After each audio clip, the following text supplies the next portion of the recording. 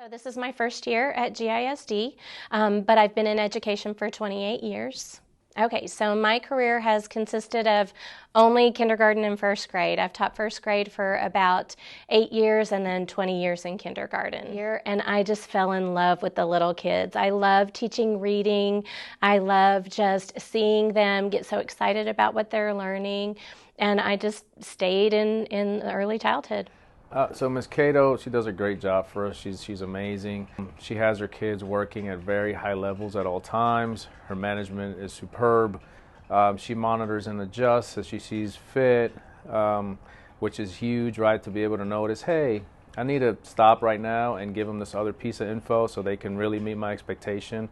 And she has that skill and that ability to do that. I require a lot of structure, and so I incorporate a lot of structure into my classroom and a lot of organization. And I think that just kind of helps your students, feel the safety and knowing what to expect next. And so I feel like that's probably one of my biggest strengths, is just being able to be consistent and structured and offer that safe environment for my students. So Ms. Cato, because of her high level of expectations when it comes to everything in her class, instruction, behavior, etc., her kiddos are performing at great levels, which is obviously going to have a direct impact on the campus as our students grow.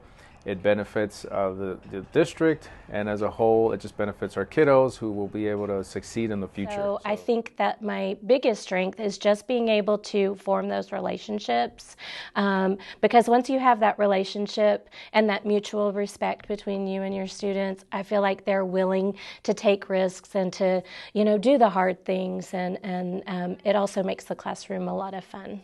Yes, Ms. Cato has one of our kiddos from last year that was very challenging. She's been able to do a 180 basically with him. So he's a kiddo that we visited often last year. This year we haven't visited him at all. And when I've done like a walkthrough or an observation in her classroom, he does what she asks. She knows how to work with him. She knows how to differentiate to him so that he does what she needs him to do. And I really believe that's why she's been so successful with them, because she's been able to early on identify that and be able to use that to her advantage. So my experience has always been in big districts like Dallas and Louisville, and this is my first time to be in a small district. Kids are the same everywhere you go. There's a lot of community involvement.